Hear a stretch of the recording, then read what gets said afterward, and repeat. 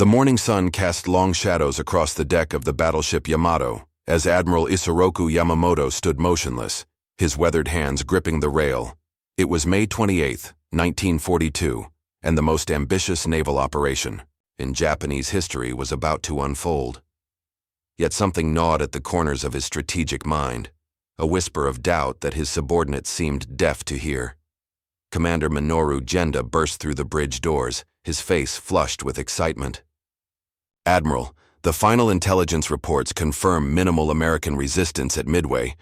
Our attack force will crush them within hours of landing." Yamamoto's eyes remained fixed on the horizon. 6 months had passed since Pearl Harbor, and the Itoiba Japanese Navy had swept across the Pacific like an unstoppable tsunami. Wake Island, Guam, the Philippines, all had fallen before the rising sun. The Americans, his staff assured him, were broken and retreating. But Yamamoto had studied at Harvard, had walked the streets of Washington. He knew the sleeping giants, potential for awakening. "What of the American carriers?" Yamamoto asked quietly. "Enterprise and Hornet are confirmed in the South Pacific, sir. Lexington was sunk at Coral Sea. As for Yorktown, she was so badly damaged that she'll be in dry dock for months." Genda's confidence was infectious among the younger officers, but Yamamoto had lived through too many battles to trust such convenient intelligence. The plan, dubbed Operation MI, was breathtaking in its scope. Vice Admiral Chuichi Nagumo would lead the carrier strike force, Akagi, Kaga, Soryu, and Hiryu, in a devastating attack on Midway Atoll. Meanwhile, Admiral Nobutake Kondo would bring the invasion force to seize the strategic airfield. Yamamoto himself would follow with the combined fleet, including the mighty Yamato, ready to destroy any American naval force foolish enough to challenge them. But intelligence reports had been arriving that troubled the admiral. Radio intercepts suggested unusual American activity. Reconnaissance flights reported increased air patrols. Most disturbing of all, Japanese naval codes had been changing with suspicious frequency, as if someone had been reading their mail. Captain Kameto Kuroshima, Yamamoto's chief of staff, approached with the latest dispatches. "Sir, naval intelligence insists their analysis is correct. The Americans have no significant forces in the area. And yet," Yamamoto murmured, "they continue to transmit false information about water shortages on Midway. Why would they do such a thing unless they suspected we were listening?" The question hung in the air like incense in a shrine. Around them, the combined fleet stretched to the horizon, over 200 ships carrying the hopes of an empire. The naval brass in Tokyo had approved the operation unanimously. The emperor himself had given his blessing. Who was Yamamoto to question the wisdom of the entire military hierarchy? As referenced in Samuel Eliot Morrison's comprehensive naval history, the Japanese high command had become intoxicated by their own success, dismissing intelligence that contradicted their preconceptions. "Perhaps, Admiral," Genda suggested, "we are overthinking a simple operation. The Americans are reeling from 6 months of defeats. Midway will be just another stepping stone to Pearl Harbor itself." Yamamoto nodded slowly, but his fingers tapped restlessly against the steel rail. Somewhere in the vast Pacific, he sensed, an enemy was preparing. The question was whether his own forces would be ready for what awaited them at a tiny atoll called Midway. 3,000 miles to the northeast, Commander Joseph Rochefort hunched over a cluttered desk in the basement of the 14th Naval District Headquarters at Pearl Harbor. Coffee-stained code sheets surrounded him like fallen leaves, each one representing another piece of the greatest intelligence puzzle of the war. His team of cryptographers had been working around the clock for weeks, and now the picture was becoming terrifyingly clear. "They're calling it AF," Rochefort announced to Admiral Chester Nimitz, who had descended into the windowless crypt that housed Station Hypo. "Every intercept points to a major Japanese operation against AF on or around June 4th. Nimitz, calm as always, studied the decoded messages. "And we're certain AF is Midway?" "As certain as we can be without Yamamoto signing a confession." Rochefort's eyes were bloodshot from exhaustion, but his voice carried complete conviction. "They've been requesting detailed reconnaissance of the airfield, asking about water production facilities, even inquiring about the coral reef approaches. It's Midway, sir. The intelligence breakthrough had come through months of painstaking work. Japanese naval codes, which Tokyo believed were unbreakable, had been partially compromised by Rochefort's team. Not every message could be read, but enough had been decoded to reveal the broad outlines of Operation MI. Admiral Raymond Spruance, recently promoted to replace the ailing Admiral William Bull Halsey, stood quietly in the corner. Unlike the aggressive Halsey, Spruance was methodical, calculating exactly what the situation demanded. "How many carriers?" he asked. "At least 4, possibly 6. The entire Kido Butai under Nagumo." Rochefort shuffled through his papers. "Plus invasion forces, battleships, cruisers. It's going to be the largest naval operation they've ever mounted." Nimitz felt the weight of command settle on his shoulders. The Japanese had overwhelming superiority in ships, aircraft, and combat. Experience. His own force consisted of just 3 aircraft carriers, Enterprise, Hornet, and the hastily repaired Yorktown, which had limped back from the Coral Sea with a massive hole in her flight deck. "Can Yorktown be ready?" Nimitz asked. "The shipyard says 3 months minimum," Spruance replied. "She needs a complete overhaul. Then we'll have to make do with what we have." Nimitz's voice carried a quiet determination that had earned him command of the Pacific Fleet. "Joe, how confident are you in this intelligence?" Rochefort didn't hesitate. "I'd stake my career on it, Admiral." Meanwhile, aboard the carrier Akagi, Vice Admiral Chuichi Nagumo was experiencing his own doubts. A veteran of Pearl Harbor and the Indian Ocean raids, he had earned a reputation for precision and caution. But the Midway operation felt different. Rushed, overconfident, based on assumptions rather than hard intelligence. "The Americans have been unusually quiet," observed Commander Mitsuo Fuchida, the pilot who had led the Pearl Harbor attack. "No. Carrier movements, minimal air activity. It's almost as if they're waiting for something." Nagumo nodded grimly. Or preparing for something. He had requested additional reconnaissance flights over Pearl Harbor, but Tokyo had denied the request, claiming it would alert the Americans to Japanese intentions. The irony was not lost on him. They worried about alerting an enemy who might already know everything. The Japanese plan depended on surprise and overwhelming force. But as the days passed, Nagumo couldn't shake the feeling that they were walking into a carefully prepared trap. The Americans, he knew, were capable of remarkable resilience when cornered. As the massive Japanese fleet approached the point of no return, both sides prepared for a battle that would determine the fate of the Pacific War. June 3rd, 1942 dawned gray and overcast as the Japanese strike force knifed through heavy seas 600 miles northwest of Midway. Aboard the flagship Akagi, Vice Admiral Nagumo stood on the bridge, watching his pilots prepare for what Tokyo promised would be the decisive blow of the Pacific War. Lieutenant Commander Mitsuo Fuchida, still recovering from appendicitis that would keep him from flying, studied the intelligence reports one final time. "Sir, something doesn't feel right about this operation. The Americans are too quiet, too predictable." Nagumo's weathered face showed no emotion, but privately he shared Fuchida's concerns. "What specifically troubles you, Commander?" "Their radio traffic, sir. For weeks they've been broadcasting routine messages about Midway's water shortage, supply requests, personnel transfers. It's almost as if they want us to know their weaknesses." Fuchida paused, choosing his words carefully. What if they know we're listening? The suggestion bordered on heresy. Japanese naval intelligence had repeatedly assured the fleet commanders that their codes were unbreakable. Admiral Matome Ugaki, representing the combined fleet staff, had personally guaranteed that American forces remained scattered and confused. "You question the wisdom of Tokyo?"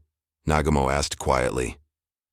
"I question the assumptions we're basing this operation on," Fuchida replied. "At Pearl Harbor, we achieved surprise because we struck when the enemy was unprepared. Here, we're attacking a fortified position with advance notice. Meanwhile, 300 miles to the southeast, Rear Admiral Raymond Spruance aboard the Enterprise was putting the finishing touches on his own battle plan. Unlike the flamboyant Halsey, whom he had replaced at the last minute, Spruance approached warfare like a chess master, thinking several moves ahead, anticipating his opponent's reactions. "The Japanese will expect us to charge straight at them," he explained to his staff. "Nagumo has 4 carriers, we have 3. In a straight fight, he wins. But if we can catch him while his planes are attacking Midway, while his flight decks are cluttered with returning aircraft and fuel lines." Captain Miles Browning, Spruance's chief of staff, studied the navigation charts. "It's a narrow window, Admiral. We'll have to time this perfectly. Then we'll time it perfectly." Spruance's calm confidence was reassuring to officers who had grown accustomed to Halsey's emotional outbursts. The Japanese have been winning because they've been fighting confused, unprepared enemies. Today, we're ready for them. As dawn approached on June 4th, both fleets moved inexorably toward their destiny. Aboard the Japanese carriers, 350 aircraft prepared for takeoff, dive bombers, torpedo planes, and fighters that would blast Midway's defenses into rubble. The pilots, veterans of Pearl Harbor and the Indian Ocean, joked nervously about the easy victory ahead, but Nagumo remained troubled. Standing on Akagi's bridge, he watched the controlled chaos of pre-flight preparations and wondered if his doubts were the wisdom of experience or the fears of an aging commander. The plan called for his strike force to devastate Midway's airfield, while staying beyond range of American land-based bombers. Simple, elegant, and probably effective, if the Americans cooperated. 3 hours before sunrise, radar operators on Midway picked up the first contacts. Massive formations approaching. From the northwest, exactly as Commander Rochefort had predicted. The trap was about to be sprung, but it remained unclear who was the hunter and who was the prey. As the first Japanese aircraft lifted off into the pre-dawn darkness, neither side fully understood that they were about to fight the battle that would determine whether the rising sun would continue its expansion across the Pacific or begin its long, bloody retreat toward the home islands. At 0430 hours on June 4, 1942, Lieutenant Joichi Tominaga led 108 aircraft off the decks of the Japanese carriers. The strike force, 36 dive bombers, 36 torpedo planes, and 36 Zero fighters, represented the finest naval aviation in the world. As they disappeared into the morning darkness, heading for Midway Atoll, Nagumo felt a familiar mixture of pride and apprehension. "First wave launched successfully," reported Commander Minoru Genda, the architect of the Pearl Harbor attack. "Tominaga will reduce Midway to rubble within the hour." But Nagumo's experienced eye noticed something troubling. Nearly half his aircraft were committed to the Midway strike, leaving his carriers vulnerable to counterattack. Standard doctrine called for maintaining a strong defensive patrol, but the operations plan from Tokyo demanded maximum destruction of the American base. "What of our reconnaissance flights?" Nagumo asked. "Launched as scheduled, sir. 7 aircraft, covering the sectors where American ships might approach." Genda's confidence masked a critical flaw in the Japanese plan: 7 aircraft to search millions of square miles of ocean. Meanwhile, on Midway itself, radar operators watched in fascination as the largest air formation they had ever seen approached from the northwest. Major Lofton Henderson, commanding Marine Fighter Squadron 221, scrambled his obsolete Brewster Buffaloes to intercept. The pilots knew they were flying suicide missions. Their aircraft were no match for the legendary Zero. But someone had to try. "Tally-ho! Bandits bearing 320, Angels 15,000. Henderson's voice crackled over the radio as his fighters climbed desperately toward the incoming Japanese formation. Within minutes, the Zeros fell on the Marine fighters like hawks on sparrows. Henderson himself was among the first to die, his Buffalo exploding in a ball of flame that marked the beginning of Midway's ordeal. At 0630, Tominaga's bombers swept over the atoll like an iron hurricane. Hangars erupted in flames, fuel tanks exploded in towering columns of black smoke, and the airfield disappeared under a rain of high explosives. But as the Japanese pilots pulled away from their targets, they saw something that would alter the course of the battle. The runways remained intact, and American aircraft were still taking off through the smoke and debris. Aboard the Akagi, Nagumo received Tominaga's radio message with growing concern. Second attack necessary to complete destruction of enemy base. The admiral faced a terrible choice: He had held back 93 aircraft armed with torpedoes and armor-piercing bombs, prepared to attack any American ships that might appear. But if Midway's airfield remained operational, American land-based bombers would savage his carriers throughout the day. "Sir," interrupted Lieutenant Commander Susumu Ishiguro. "Radar contact bearing 085. Multiple aircraft approaching from Midway." The American counterattack was beginning. Captain Fleming led 6 Marine dive bombers in a desperate assault on the Japanese fleet, followed by 4 Army Air Force B-26s flying at wave-top height. The attacks were brave but futile, obsolete aircraft flown by inexperienced pilots against the most sophisticated naval defense in the world. As American planes fell burning into the sea, Nagumo made his fateful decision. "Order all torpedo planes to rearm with land bombs. We'll finish Midway with a second strike." The decision violated every principle of Japanese naval doctrine, which emphasized keeping forces ready for multiple contingencies. But the pressure from Tokyo was enormous. Midway must be neutralized before the invasion force arrived. According to Walter Lord's definitive account, Incredible Victory, this moment marked the turning point of the entire Pacific War, though none of the participants realized it at the time. As Japanese aircraft handlers began the dangerous process of switching weapons, switching from ship-killing torpedoes to land-attack bombs, Admiral Spruance's carriers were racing toward their launch point.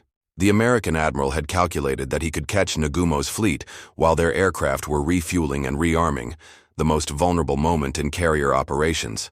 But Spruance faced his own critical decision. Launching at maximum range meant his pilots would have barely enough fuel to return, and many wouldn't make it back at all. Yet waiting meant losing the element of surprise that was his only advantage. "Launch when ready," Spruance ordered, sealing the fate of both fleets. At 0705, reconnaissance aircraft from the cruiser Tone finally reported what Admiral Nagumo had been dreading. Enemy surface ships bearing 010 degrees, distance 240 miles. The message hit the Akagi's bridge like a physical blow. Commander Genda grabbed the radio message, his face draining of color as he read the coordinates. "Sir, there are American ships where intelligence said there couldn't be any." Nagumo stared at the plotting board, his mind racing through rapidly shrinking options. His torpedo planes were below decks, their weapons being switched from anti-ship torpedoes to land attack bombs. His first strike against Midway was still airborne, running low on fuel. And somewhere over the horizon, American carriers were preparing to launch their own attack. "What ships?" Nagumo demanded. "How many?" The radio crackled with static before the reconnaissance pilot's voice returned. "Correction. Enemy force includes what appears to be a carrier." The words fell like stones into water, sending ripples of shock through the Japanese command structure. Everything they had been told, every intelligence assessment, every confident prediction from Tokyo, all of it was wrong. The Americans weren't scattered and demoralized. They were here, in force, ready for battle. Lieutenant Commander Spruance, 300 miles southeast of the Japanese fleet, was experiencing his own moment of truth. His dive bombers and torpedo planes were lined up on the flight decks of Enterprise and Hornet, engines warming, pilots checking their watches. The mathematics of aerial warfare were unforgiving. Launch too early, and his aircraft would run out of fuel before reaching the target. Launch too late, and the Japanese would recover their Midway strike force, doubling their defensive strength. "Admiral," reported Commander Miles Browning, "if we launch now, we'll catch them with their pants down. But it's maximum range. A lot of our boys won't make it home." Spruance studied the plotting board one final time. Every calculation, every intelligence estimate, every prayer of the past 3 weeks had led to this single moment. The target is burning. Launch immediately. On the Yorktown, still bearing scars from the Coral Sea battle, Rear Admiral Frank Jack Fletcher made the same agonizing decision. His air group was smaller, his ship damaged, but every aircraft would be needed. For what was coming, aboard the Akagi, chaos was spreading like a disease. Nagumo's staff officers shouted contradictory orders while aircraft handlers struggled to switch weapons loads for the second time in an hour. Torpedoes and bombs littered the hangar deck. Fuel lines snaked between aircraft like deadly serpents. and ammunition handlers worked frantically to prepare for whatever came next. "Sir," urged Commander Genda, "we must launch immediately. The Americans will be here within the hour." But the deck was crowded with returning aircraft from the Midway strike, their fuel gauges reading empty, their pilots exhausted from combat. Landing these aircraft meant delaying any counter-strike by at least 30 minutes. Launching without them meant abandoning the veteran pilots who had spearheaded Japan's Pacific offensive. "Recover the Midway strike force first," Nagumo ordered. "Then we'll deal with the Americans." It was a decision that prioritized humanity over tactical advantage, compassion over cold calculation. In the brutal arithmetic of naval warfare, it was also a decision that would cost Japan the Pacific. As the first American dive bombers appeared on Japanese radar screens, racing toward their targets at 200 miles per hour, mechanics were still loading bombs on Kate torpedo planes while fuel trucks pumped aviation gasoline into nearly empty tanks. The mighty Kido Butai, which had struck Pearl Harbor with such devastating precision, was caught in the most vulnerable position possible, rearming, refueling, and completely unprepared for the storm that was about to break over them. High above the Japanese fleet, Lieutenant Commander Wade McCluskey led 37 dive bombers from Enterprise toward what would become the most decisive 5 minutes in naval history. At exactly 10:26 a.m. on June 4, 1942, Lieutenant Commander Wade McCluskey rolled his Douglas Dauntless dive bomber into a 70-degree dive toward the Japanese carrier Kaga. Behind him, 36 more dive bombers from Enterprise followed in perfect formation. Their pilots focused on the targets below with deadly intensity. The scene on the Japanese carriers was one of organized chaos turned to sudden horror. Fuel lines stretched across flight decks like arteries, aircraft handlers pushed bombs and torpedoes into position, and mechanics worked frantically to ready planes for launch. In the space of heartbeats, 5 months of Japanese naval supremacy was about to evaporate in fire and thunder. "Dive bombers!" screamed a lookout aboard the Akagi, but his warning came too late. McCluskey's 1,000-pound bomb struck the carrier's flight deck and penetrated to the hangar bay, where it exploded among fully fueled and armed aircraft. Secondary explosions ripped through the ship's superstructure as aviation gasoline ignited in towering pillars of flame. Simultaneously, dive bombers from Yorktown, led by Lieutenant Commander Maxwell Leslie, screamed down toward the carrier Soryu. The attack was textbook perfect. Each pilot selected his target, rolled into his dive, and released his bomb at the optimal moment. Within seconds, Soryu was transformed from a mighty warship into a floating funeral pyre. On the Kaga, Captain Jisaku Okada watched in stunned disbelief as American bombs tore his ship apart. The flight deck buckled and warped under the intense heat. Aircraft exploded like fireworks and black smoke poured from every opening in the carrier's hull. "Abandon ship," he ordered, knowing that one of Japan's most prestigious warships was doomed. Admiral Nagumo, aboard the burning Akagi, found himself trapped in a nightmare of his own making. The same careful planning and attention to detail that had made Pearl Harbor possible had now worked against him. His carriers were clustered together for mutual protection, making them perfect targets for coordinated attack. His aircraft were armed and fueled, turning each ship into a massive bomb waiting to explode. "Transfer the flag to the cruiser Nagara," ordered Captain Taijiro Aoki, Akagi's commanding officer. The admiral's flagship was dying, and with it the dream of Japanese naval supremacy in the Pacific, but the battle was far from over. Captain Taman Yamaguchi, commanding the carrier Hiryu from a position slightly separated from the main formation, had escaped the initial American attack. A veteran naval officer known for his aggressive tactics, Yamaguchi immediately ordered his aircraft to strike back at the American carriers. "We'll show these Americans what happens when they challenge the Imperial Navy," Yamaguchi declared to his staff. Within minutes, dive bombers and torpedo planes were launching from Hiryu's flight deck, heading toward the last known position of the American fleet. The Japanese counterattack found the Yorktown, already damaged from the Coral Sea. Battle. Lieutenant Michio Kobayashi led 18 dive bombers in a devastating assault that left the American carrier listing heavily to port, her flight deck twisted and smoking. For a moment, it seemed as though Japanese naval aviation might salvage something from the disaster, but the moment passed quickly. At 5:03 p.m., Dive bombers from Enterprise, led by Lieutenant Commander Earl Gallagher, found the Hiryu. The last operational Japanese carrier disappeared beneath a rain of bombs, her aircraft still launching even as flames consumed her flight deck. As the sun set on June 4, 1942, 4 Japanese aircraft carriers lay burning or sunk in the Pacific swells. With them died Japan's most experienced naval aviators, the men who had struck Pearl Harbor, devastated the Dutch East Indies, and carried the rising sun to the gates of Australia. Admiral Yamamoto, monitoring the battle from his flagship Yamato, finally acknowledged the magnitude of the disaster. "The game is up," he told his staff. "We have lost the war." The Battle of Midway was over, but its consequences would echo across the Pacific for the next 3 years. Japan's naval aviation, built over decades of careful training and combat experience, had been destroyed in a single day. The initiative in the Pacific War passed permanently to the United States, beginning a long, bloody advance toward the Japanese home islands. As rescue ships searched the darkening waters for survivors, both sides understood that they had witnessed something unprecedented, the moment when intelligence, courage, and luck combined to change the course of world history in the space of 5 minutes.